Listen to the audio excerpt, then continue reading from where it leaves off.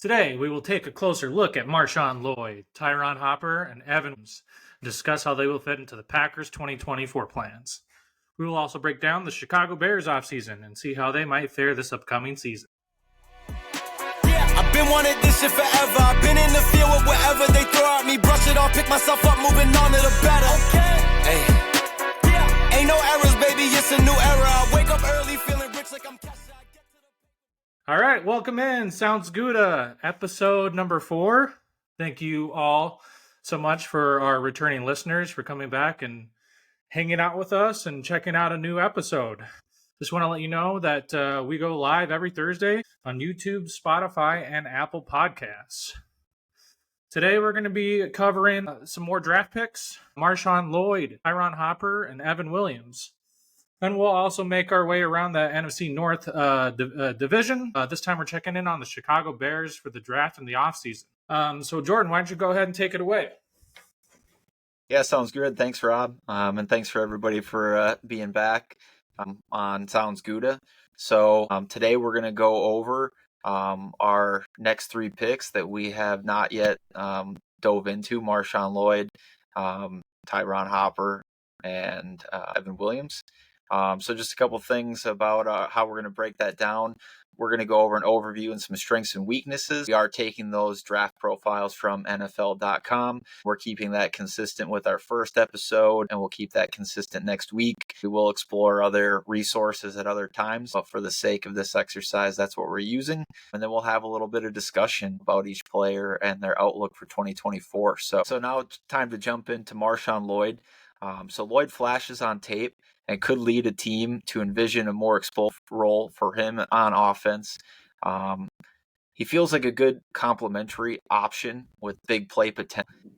Some of his South Carolina tape from 22 felt more exciting than his 23 film at USC, despite the hard yardage per chunk mark, which I think was somewhere around 7.1, which is an exceptional mark. Ran with improved patience and set up blockers more diligently in 23, and ran with a greater sense of urgency the year prior, proving that he could create explosive plays without much help from his offensive line.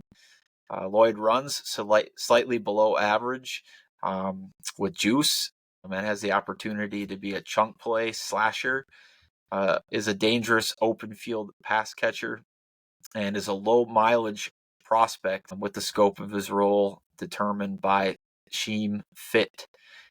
Just a couple NFL comps from NFL.com. We had Jerick McKinnon. I've seen DeAndre Swift out there a bunch, and as we've talked about before, and the Packers fans, a lot of the local comps is we see a lot of Aaron Jones in them. So that would obviously be exciting if we got, especially the latter two, Swift or Jones. We'd be adding quite a dynamic player to our backfield. So what are his strengths and weaknesses, Rob?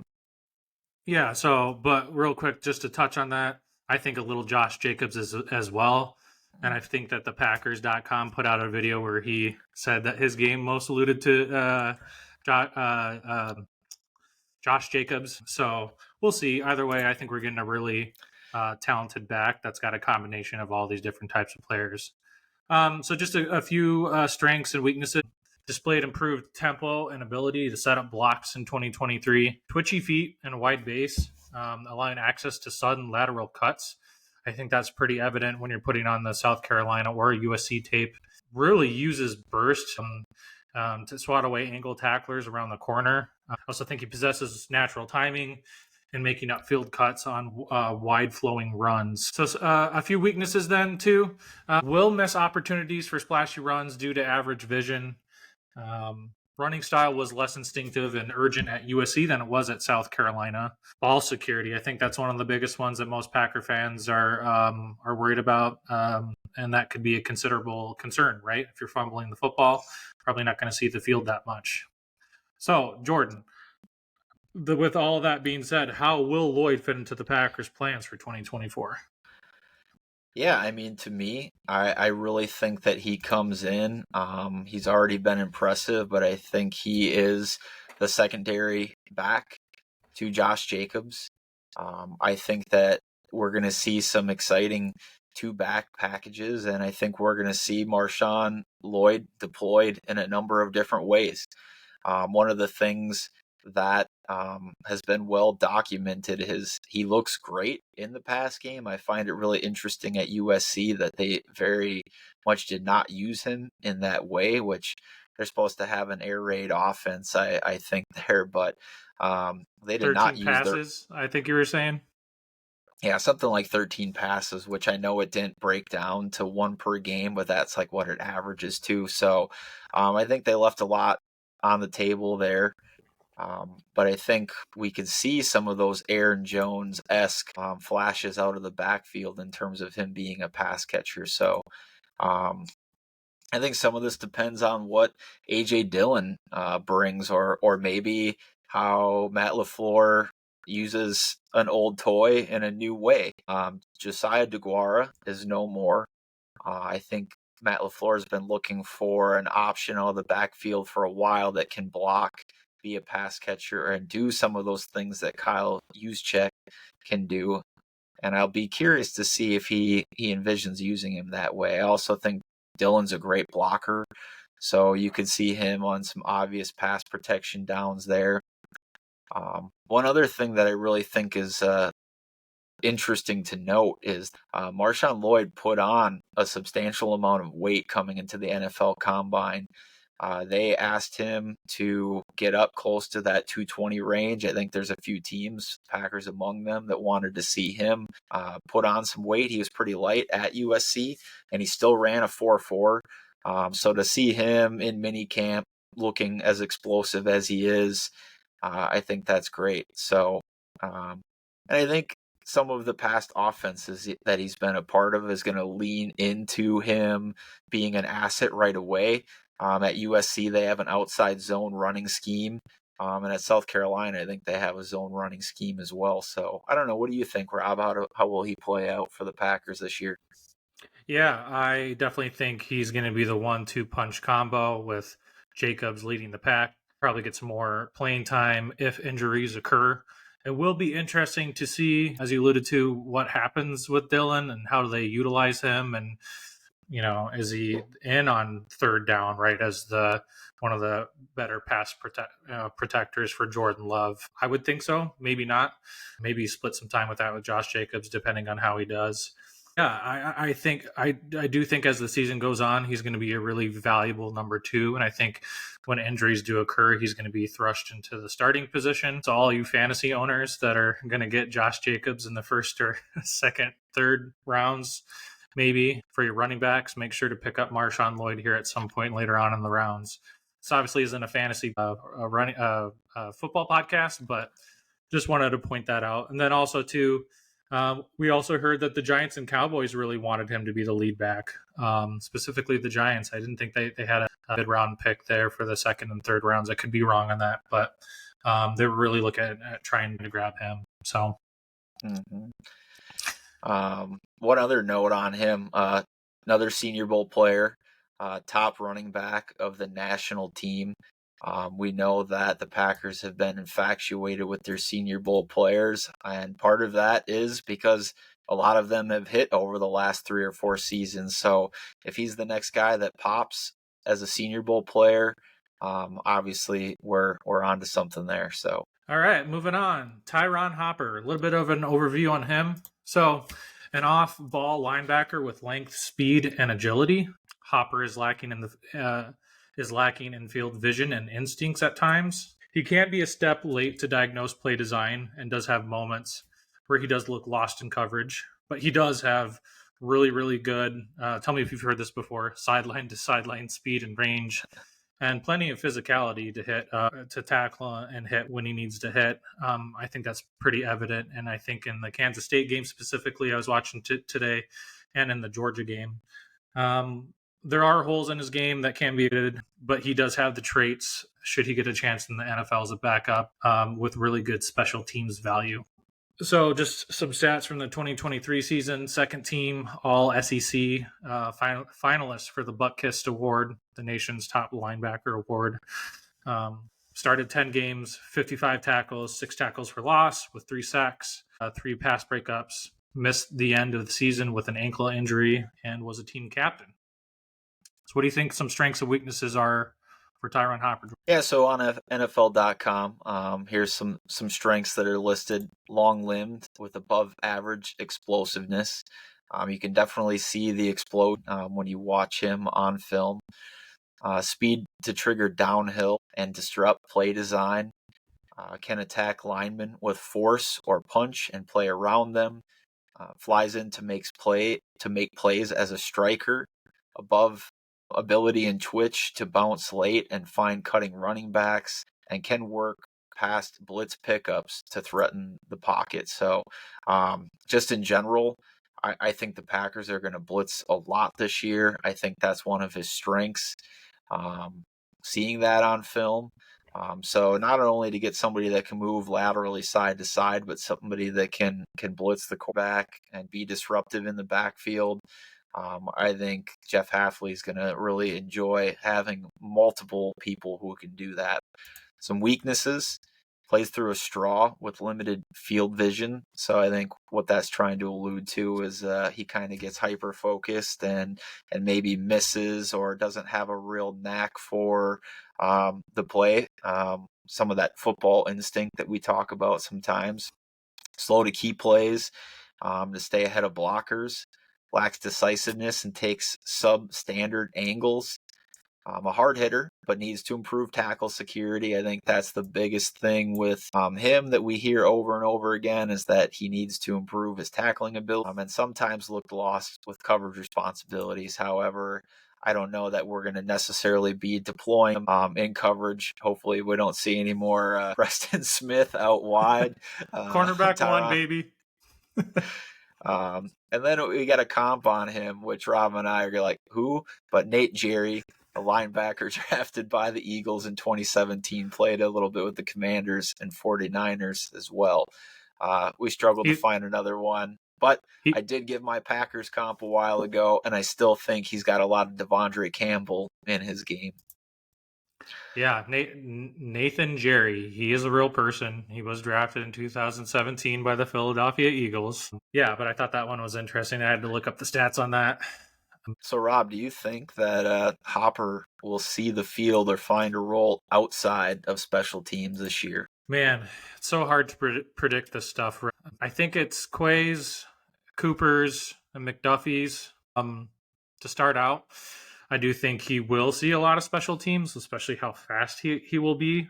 It's pretty interesting here that he did have a couple years of special teams experience at Florida, but then when he transferred these last 2 years to Missouri, he didn't really play special teams too much.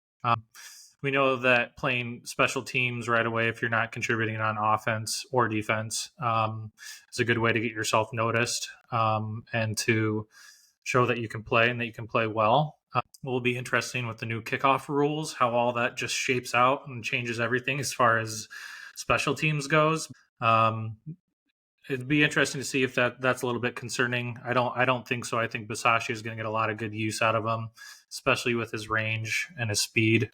Like you were saying too, he is not known as the best tackler. Like that was one of the things that was kind of glaring to me as I was going through some of the profiles on some of these different websites. We've all seen enough of bad tackling from the Packers over the years. Let's hope that his technique and his coaches get him up to speed and playing really well as far as that goes. Anything else on here you'd want to touch on as far as Tyron Hopper? Yeah, I mean, I've been a little higher on him than most. I think if most Packers fans saw him drafted in like the 4th round, they'd be a little bit more comfortable than using a 3rd round pick on him for a player that, kind of as we're talking about, probably in 2024 is probably primarily a special teamer. I don't see that as a bad thing. Our special teams have been terrible in the lower third of the league, if not the bottom 3 teams in the league in multiple seasons over the last decade. Taking, I guess, what the middle part of your draft is, a third, really on, and investing in teams and finding some players that you really like their traits and feel like they can fill in if there's an injury, and have potential to be a starter in 25 or 26, I think there's a lot of value to that. I do think they'll bring him in on some blitz packages. I do think there's a chance that by late in the season that he beats out Isaiah McDuffie for that Mike role when you have 3 linebackers on the field. So I don't expect that week 1. But week 14, if he's really starting to take to the coaching and has a knack for that, I think he's an improved athlete over what Isaiah McDuffie is. And we also know Isaiah McDuffie has some concussion issues, which will certainly play a factor there. He was a Packers top 30 visit and also a team captain in the past. One other thing about Hopper is that he continues a trend of players where their to tape and production was a lot better in 23. The Packers have hit a couple times in the last few years on guys where their second to last year was the best tape that they put out there, and maybe they tumbled down the draft boards a little bit. Jordan Love, Romeo Dobbs, a few of those guys that come to my mind immediately. Maybe Hopper's one of the next guys in line there. So let's jump into Evan Williams. I think this was maybe one of the more shocking picks outside of Hopper, mostly because I think Evan Williams had a 5th or a 6th round grade on most people's boards, probably more like a 6, and we took him in the 4th round, right? So Williams was more consistent in 22 at Fresno State. Here we go with better tape the previous year, continuing with that theme. He also made a big jump from playing 4 years at Fresno State to playing in the Pac-12 and playing in a Power 5. So I think obviously we can give him a little bit of leeway on adjusting to higher competition there. Broad-hipped, limited agility and athleticism that align too far away from the line, and he also aligns too far away from the line of scrimmage. He's a box safety with good feel for finding extra points and making tackles near the line. He can match up underneath and is average in zone, but will allow too many big plays against fellow wideouts. He has chances to impress on teams, but is inconsistent in open field tackling, and that could hurt his chances of becoming a viable, strong safety in the NFL. So before we throw over to Rob and get his take on some strengths and weaknesses, I do find this report very different how we've heard the Packers will use him. Jeff Hafley has already talked about him being a very versatile piece and being somebody who can play all over the back end of the field. I think they like his athleticism for his size. He was an outstanding jumper. I think he's an above average athlete. I think 8.2 RAS, so well above average actually. So I think this overview is a little harsh, and I think we can expect to see a little bit more out of that. So why don't you talk about some of those strengths we can see from him, Rob? Yeah, is he a linebacker? Because he sure has the mindset of it. He's got good stopping power. He's a fantastic blitzer. Holy smokes, man. Off the edge, skimming through the middle of the opposing offense's line to make tackles everywhere, man. So that was really impressive. He knows where the entry points are located as a run defender in the box. Rushes, and I mean rushes downhill to make hits on pass catchers multiple times. A couple of slot receivers are coming over the middle, and bam, he hits them. Which is just brings me so much joy to watch for him as a future Packer. Does a nice job of closing out on crossing routes from high safety. Rough and tumble play demeanor fits special teams mold, which will be good on special teams as well. Some weaknesses. Frame looks less athletic and more broad and burly. He will struggle against the run and pass when aligned in big space. Sometimes he does have low average anticipation to the route and man coverage. We know that Hafley is going to play or wanting to play a lot of different types of man coverages. Lacks long speed to close the distance over the top and missing active athleticism to keep missed tackles total from piling up. So the one biggest NFL comp that I think all of Packers Nation has found and has spoken of. And we were trying to find even a few more and wasn't having too much luck. Micah Hyde. And if he turned into a Micah Hyde for the selection of where we got him, I think we would all be, quite ecstatic. So with that, where does Williams fit, Jordan, in the crowded safety room? Does he play right away, or will he contribute on special teams and wait for injuries to occur? What do you think? Yeah, great question. I mean, certainly on teams, right? I think Oladapo, Williams, I think that there's places for those players to make an impact in 24 right away. Will he become a starter and be that box safety or get a chance to kind of play that big nickel? I think they're going to let those guys come in and compete. A couple things that I think that are really interesting about him. The tape, especially as you start to digest some of the stuff you see from Fresno State and some of the things that he did at the Senior Bowl, is a lot more impressive than I think he gets credit for. Some of the stuff at Oregon, so it makes me wonder kind of if he was learning that system, how that was working out. But I also think very interesting, and this is pretty well documented out there on X right now, is that Justin Mosquedis, he must have a friend that's a staffer at Oregon, and he got a congratulatory text right after we drafted Evan Williams, said, "You just got the best player on our defense."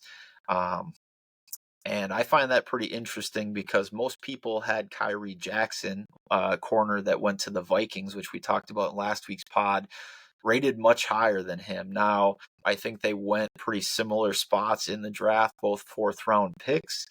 But the consent draft boards and experts out there had Kyrie Jackson rated as a late second-round pick or third-round pick. So my guess is from the inside, that just tells me that he's a football player. He's got better instincts than he tested. And obviously somebody that they respect a lot in the locker room. I really like listening to his interviews so far. He's been noted to be out there commanding plays on the field already, so his leadership ability is showing up. I think he's going to be right there in the mix to win that job. I still think that Javon Bullard, despite the reports that he will be safety primarily, I think Bullard is going to get a lot of snaps in the nickel, and that does free up the opportunity for Williams or Oladapo to play in that box role. So I see a mixture. I'm going to say I don't have a firm take right now on who wins that job day one. I'm going to go into training camp and see who wins it. And I don't think I'll be surprised if it's Williams. I don't think I'll be surprised if it's Oladapo. So I don't know. What do you think, Rob? You got anything else about Williams that you want to highlight? Yeah, I like all the takes that you were just bringing up. I think there was some people out there on the interwebs that were saying that, he's dinged for his footwork, but that does not look the case on tape, at least all the ones I've been watching. And granted, I'm not watching all the bad tape, every single sort of good tape. And, take that for a grain of salt of what it is. But the man just looks absolutely fluid. And then another trend with the Packers, he's a 3-time team captain. They love their captains.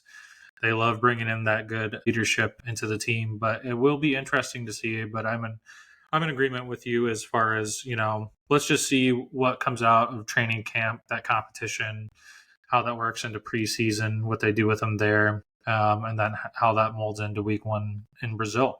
So, I mean, somebody's got to win those snaps. So, yep. Two other things. He was all conference. He had all conference honors in 4 out of his 5 seasons, including 3 years at Fresno State in the Mountain West and 1 year, his 1 year at Oregon as well. And also was the Senior Bowl's national team's best safety. The Americans' best safety in the Senior Bowl was Bullard. So we got the 2 best safeties, or the 2 award-winning safeties at the Senior Bowl, which I think is pretty cool. So, yeah, Rob, why don't we take a look at our division rivals, Chicago Bears, and see what they've been up to this offseason? The Bears. Had to do it. Sorry, just one time. I wanted to follow with the still suck. but Yeah, we're yeah. gonna try not to. We're not gonna try to, get too heated in that rivalry too early. I think the whole Wrigley Field change. Green Bay sucks. Yeah. Green Bay sucks. They're obviously feeling themselves a little bit right now, and I'd like to let the play on the field do the talking. So. Yeah, absolutely. Well, we got a good couple of players in Catan, Oladapo, and Evan Williams who played against Caleb Williams, right? So they made a lot of good plays against him too. So it'll be exciting to see. Yeah, Chicago Bears. So their general manager Ryan Poles, he's going on in his third season. He came over from the Kansas City Chiefs. I believe he was a former NFL player, correct? I don't know, actually, off the top of my head. I would love to say that I do, but I'm not going to confirm nor deny that at this point in time. I think he played offensive line in the NFL. All right. Well, any YouTube listeners or anybody, go ahead and leave a comment, and let us know. I think he is, but I could be wrong on that. And then so their head coach, Matt Eberflus, who's in the third season, I believe he came over from the Indianapolis Colts, is where he was hired from. Just some offseason headlines. So they fired Luke Getsy, hired on Shane Waldron. I absolutely love that for them. I hate that for the Packers. We all know what Shane Waldron did with Geno Smith, revitalizing his career and got him a contract and got him paid and looks like a very competent NFL starter. They did hire Eric Washington for their defensive coordinator. We know that Eberflus was a defensive coordinator or a defensive-minded type of person as well, too. So, and I do think Eberflus is a good defensive-minded coach. So I think that's a good hire. They did extend cornerback Jalen Johnson. I think that we all assumed and knew that was coming on down the line. He's a very, very good cornerback for them. The big news, obviously, they traded Justin Fields to the Steelers for a conditional 6th round pick. So that's pretty brutal for them and how that worked out. So much for all that hype, but we're going to get a first rounder for Justin Fields. How many months was that going on for quite a while too, right? Like, we're going to get him for a 2nd round pick, 3rd round pick. That never. So yeah, they traded for wide receiver Keenan Allen. He's getting up there in age, but when he can stay healthy, I think that's his biggest thing. Like, he's just dealing with so many injuries. When he's on the field, he's really, really good. So that's good for them if he can stay healthy. They traded for offensive lineman Ryan Bates for a 2024 5th round pick to the Buffalo Bills. So that's some of the key headlines for them in the offseason. I'll get into their 2024 draft picks. Shocker, the number 1 pick, they took Caleb Williams, obviously at a USC. The next quarterback comes in line to fire for the Packers to destroy for the next couple of years before they trade him for a 5th or 6th round conditional pick. I'm just poking fun, Chicago Bears fans. Don't hurt me too bad in the comments. I actually do love that. Nice to have the 3rd best quarterback in the division, maybe. Yeah. Okay. All jokes aside about Caleb Williams, he's probably going to roast us now. So. Yeah. I do like that pick. I do think he'll be good, and I think the one reason why he will be good is Shane Waldron. So that's good for them. And then with the number 9th pick in the 1st round, Rome Odunze. Out of Washington, that stud wide receiver with Michael Penix Jr. And that Husky football team. Really, really good wide receiver. So their offense is looking quite potent with DJ Moore, Keenan Allen, Cole Kmet, and Rome Odunze. So with their 3rd round pick, number 5 overall, they got a pretty good offensive tackle, needs a little bit of work. I'm going to butcher his name, as I like to do once or twice on this. Amagaji. I'll be Kieran Amagaji. I got you. Thanks. Out of Yale. So their 4th round pick, number 121, punter Torrey Taylor out of Iowa. And I do think that he was rated as like the top punter. A lot of hype from the Chicago Bears on him so far on some videos on Twitter. So there's a lot of hype that he was Iowa's best offensive player last year. So I mean, he's probably pretty good. So you spend a 4th rounder on a guy that you probably hope is a 10-year player in the league, right? And he probably looks like he could be that. Yeah, and if he flips the field, 50, 55, 60 yards, that obviously makes a massive difference when you're trying to control your side of the field and playing some of that clock management game. And then their last pick, so they only had 5 of them in their 5th round, number 144. And this was somebody I was looking at, maybe hopefully the Packers getting, was edge Austin Booker out of Kansas. I did like some of the tape that I saw out of him. So what about some additions and key losses for the Bears, Jordan? Yeah, and I'll hit some of the stuff we didn't talk about already, obviously. A couple notes from those draft picks. Austin Booker, I liked his tape as well. He's more of a speed rusher. However, he's pretty feather light, 240 pounds, I think, at the combine. He's just going to need to put on some weight to play at an NFL level. I mean, he was somebody that had like a 3rd round grade on him. My guess is he fell to the 5th because of his weight. And then just from a draft strategy standpoint, an allocation of resources, you only have 5 picks and you use one of them on a punter. I don't know me. I mean, he's probably a really great punter, but the Bears have been in the bottom of the league and bottom of the division for a while, and it's pretty rich to spend one of 5 picks on a punter. But I think Poles is doing a much better job GMing the Bears than they've had in a little while. Some other additions, Kevin Baird. He's coming over from the Philadelphia Eagles. He's a great safety. I think he's entering his 30s.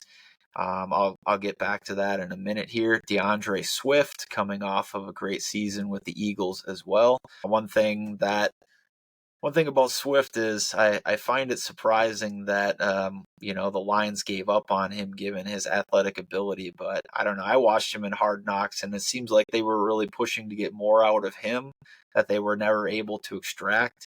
I'm sure that Swift had a little bit of motivation going home to the Eagles and kind of proving people wrong. So we'll see if that can continue with the Bears. Gerald Everett being added at tight end. Jonathan Owens, former Packer, going over there. Coleman Sheldon, a center. They added a number of offensive linemen in different ways. So they're clearly looking to add depth at that spot, and that's been one of their biggest struggles for a while. So that was always the big thing for Justin Fields, right? He doesn't have anybody to throw to, and he doesn't have anybody blocking in front of him. So it looks like they're trying to set Caleb Williams up for better success. Another offensive lineman, Matt Pryor, backup quarterback Brett Ripon, linebacker Amen Ababongmia. Definitely butchered that one, but I don't know, Rob, if you got it any better. No. Another offensive lineman, Jake Curran, defensive end, Jake Martin, defensive end, Byron Cowart, and defensive back, Tavarius Moore, also former Packer. So although he really never made the active roster, he spent some time in there. We know our division rivals, mostly the Vikings and the Bears, love to pick up our scraps. My guess is that they love to see what they can extract knowledge-wise from them. And I think they also tend to think that we have some pretty good players we're discarding because of the quality of our roster. So a couple key losses in general. Probably the biggest ones for me are Eddie Jackson, Cody Whitehair, Edgionic Ngakwe, and Darnell Mooney. You've got four pretty significant players. Eddie Jackson had some great years at safety. He's getting a little older. Yannick Ngakwe is a great pass rusher. And Darnell Mooney had an excellent rookie season, I believe, and never really lived up to the hype after that. They've obviously made some additions to their wide receiver room in other ways. Robert Tonyan and Lucas Patrick, 2 other former Packers, and actually there's 4 on this list. Robert Tonyan, Lucas Patrick, Equinemius St. Brown, and Mercedes Lewis, all former Packers, no longer Bears. And then to round out that list, Rasheem Green and Dan Freeney. I'm sure there's a few other players that they've added or did, but we did our best to put together this list. A couple of re-signs, long snapper Patrick Scales, wide receiver Dante Pettis, and wide receiver Colin Johnson. So a couple of things I wanted to get back to there as we look to the Bears' outlook. I think Poles is doing a pretty good job of putting this team together right now, and it pains me a little bit to say that. I will say a lot of the players that they're adding, though, are a little bit on the older side, so I wonder kind of what their team vision is. Clearly, he's trying to provide some support to Caleb Williams. but they've got some players that are aging that they're adding that are probably not going to be contributors 2 years from now. And then they've got a lot of the young guys. So they'll kind of, unlike the Packers where they're having a bunch of young players drafted and developed together, playing together, they'll have to add a little bit more over the next few years. But they did that at offensive lineman, wide receiver, running back. Rob mentioned the wide receivers and tight ends, but they also have a pretty decent backfield as well.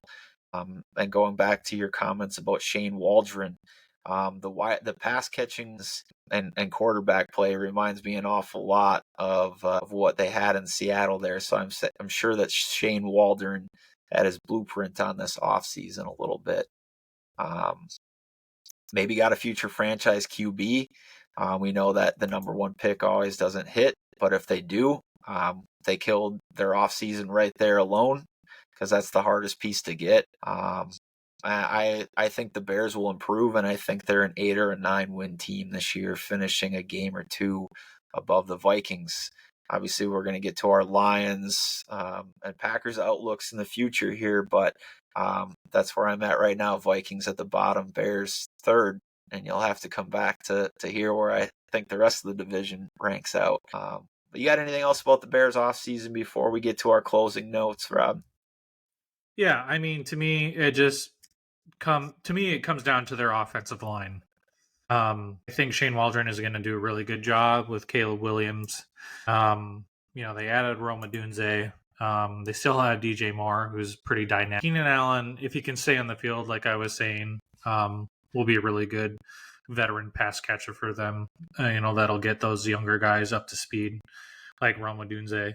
But to me, I mean, you got to keep Caleb Williams upright, and that all starts on the offensive line. So I think it'll be interesting to see how the kid from Yale pans out in some of their other additions. But if they're able to give Caleb Williams an extra second or two, I think that, they'll have a pretty good season and probably hit, 7, 8, 9 wins. I know their current over-under, at least on CBS that I was looking at, is 8.5 for the year for total wins. Even the bettors out there are thinking that they can get 8, 9 wins. So that's all I got for the Chicago Bears. All right, so a couple interesting notes out there.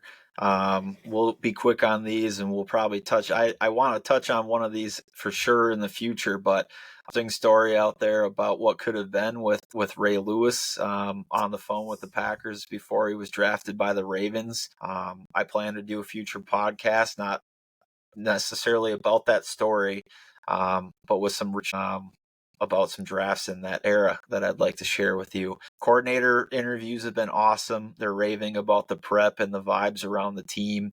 Obviously, the energy coming from Jeff Hafley is really infectious, and I think that's going to rub off on the players, coaches, and fans. Stenovich said the offense is way ahead of where they're at last year, so I expect to see some really cool things earlier in the season. And we've been talking about the offensive line a lot, and there's some reports out there, I think, from the Packers O-line coach that he straight out said Myers is our center right now. I don't know how much stock I'm going to take into that. My imagination would lead me to believe that they're going to go ahead, and obviously they want to give that title to the veteran, that he's earned that job. But they're probably not going to wave the white flag on that because they want Myers to come in and compete, create, whether that's for Tom, Jacob Monk, or somebody else. So, but next time, guys, we hope to have you back for our 5th episode. We will be getting into Jacob Monk, Katan Oladapo, Travis Glover, Michael Pratt, and Kalen King. We're probably going to get through those in a little bit quicker fashion just because we do want to get people out of here in 45 minutes to an hour on this variety of episode. Going to try to keep our normal ones closer to that 30 to 35 minute mark. And then we'll do a quick check-in on the Detroit Lions. So just want to thank you all for listening. Make sure to share with your friends, family, and other Packers fans. If you guys are watching on YouTube, please make sure to hit the subscribe button and comment. Let us know what you think. If you're listening on Spotify or Apple Podcasts, make sure to follow us. And as always, connect with us on X. You can get a hold of Rob at Robbers79, Robbers 79, and me at Olson Jord, Olson Jord. But until next time, Packers Nation, have a Gouda morning, a Gouda afternoon, and a Gouda night. See you guys. Been wanted this shit forever. I've been in the field with whatever they throw at me. Brush it off, pick myself up, moving on to the better. Okay. Hey.